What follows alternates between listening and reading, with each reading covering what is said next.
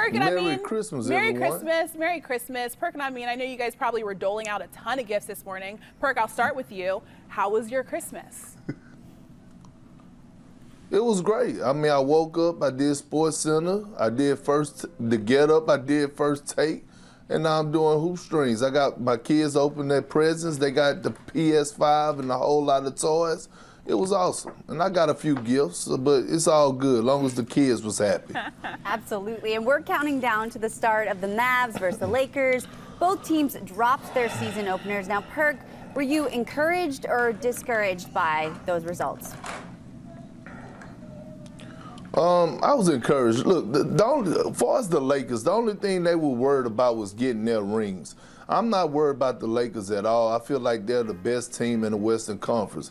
The Mavs, on the other hand, I feel like, they're finding their groove. Guys are getting implemented into Rick Carlisle's system. Guys like, Josh Richardson, Brunson, who's just coming back, who's been off. And, Luka is working his way back up. I feel like he could get in better shape because they're going to rely on him a lot. Powell coming off an injury. So the Mavs will be just fine. I think the Lakers will be fine also. Both of those teams are going to do well in the Western Conference.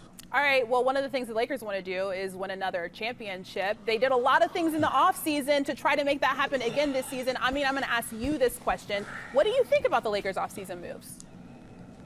I thought they had the best offseason of any team in the league. No disrespect to, the things that Milwaukee did and some of the other teams, but when you talk about a championship team getting better in the offseason, that almost never happens. Perk, you know how it is. You're just trying to keep everything together, keep the band back together. The Lakers went out there and they upgraded their supporting cast, and it starts with Marc Gasol. I think he's going to open up a lot of things for them on both ends of the floor, offensively as a passer and as a low-post threat, something that they haven't had.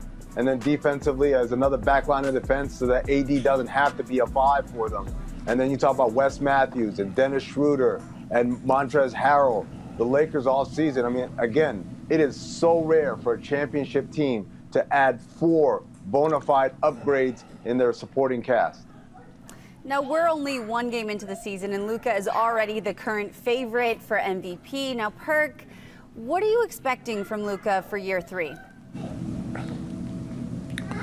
Well, I expect him to go out there and average 30, get his 9 assists and his 9 rebounds, but Luka has to up his three-point percentage. I think he has to get in better shape. He has the whack body. And if you don't know what the whack body is, that's a guy like myself who try to work his tail off to get a six-pack but could never get over the hump, right? Luka would never probably get chiseled up, but he still could work on his body because he's gonna have to carry this team, especially while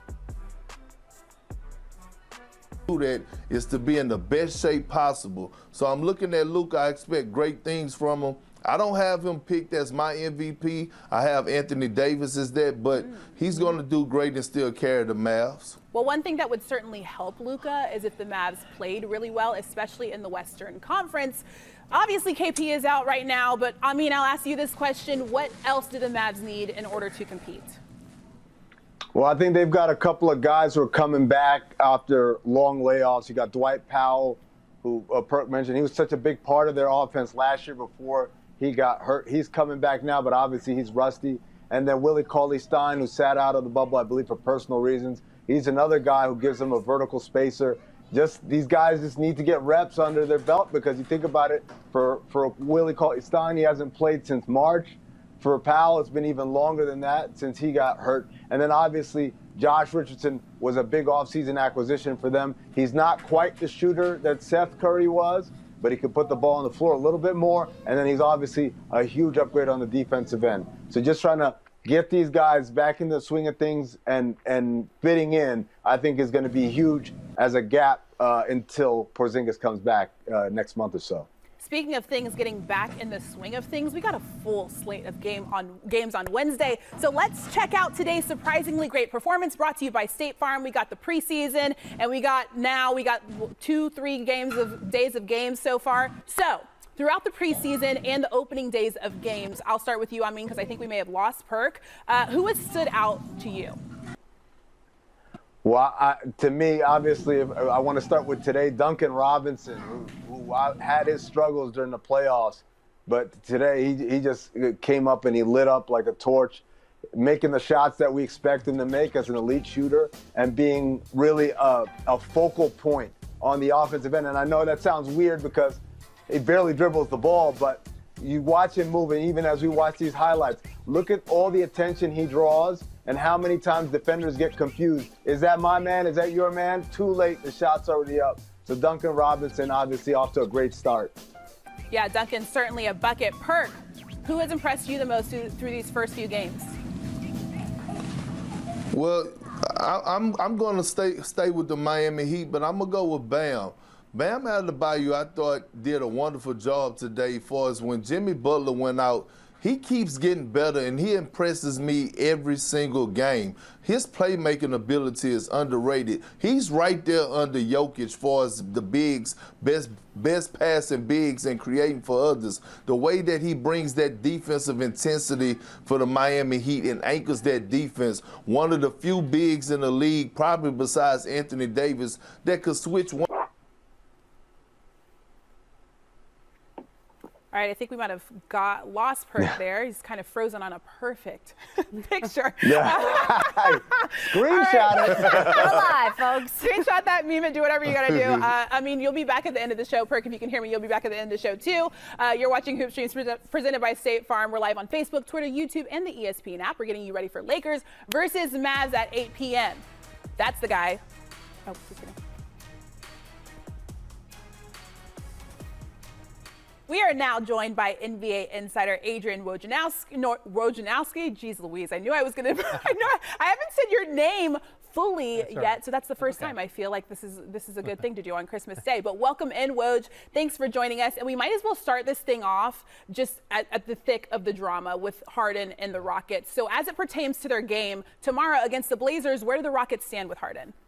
Well, James Harden is actually scheduled to play in that game. The Rockets are flying to Portland tonight. They'll do so with perhaps only really 8 players they can play in the game against the Blazers tomorrow. They do have an injured player who's on the roster, but Chris Clemens, who can't play, but a combination of contact tracing, positive coronavirus tests in Houston, is limiting their roster. Obviously, they couldn't play against Oklahoma City the other night, but Harden is expected to make his season debut along with the Rockets' debut against the Blazers, and then they play again Monday night in Denver. Now, Woj, James Harden keeps adding more and more teams to where he would like to be traded, but they still have him for 2 seasons. How long do you think this standoff could continue? I think it has a chance to continue into the foreseeable future. The Rockets know that to make a James Harden trade, they've got to get maximum value back in the trade market. They don't need to rush this process. I mean, obviously they do have him under contract for 2 more years. They don't want this cloud to hang over them. It is a difficult situation in Houston right now for them to function. But I think as an organization, they know that they can't do a bad deal. And right now the deals that they see out there in the marketplace feel like they're not good enough. And I think they hope that those offers will improve. Listen, as teams get into the season and teams maybe they've overestimated the group they had, maybe they start to feel a little pressure to really dramatically improve their team. Offers improve in that way. But of course there's other teams like let's say a Brooklyn who gets off to a great start, who likes the chemistry, likes the group they have, and maybe they become maybe a little more hesitant to get seriously or remain seriously in talks. But I think the Rockets know that they still have time on their side, but it's not a healthy environment right now in Houston, and they know the sooner they make a trade, the better. They just know they have to make the right one. And we'll keep an eye on that for sure. Now, Adam Silver mentioned earlier this week there's possibility of the NBA expanding. Do you have any thoughts or what that would look like for the NBA's future? Well, I think it's still not necessarily in the foreseeable future. I think it's still years away. Listen, for owners and for the league, there's a big financial benefit for a team to pay to come into the league. That could be as much as $4 or $5 billion. and that's shared among, that entrance fee is shared among the other owners, and especially with the revenue that's been lost during the pandemic.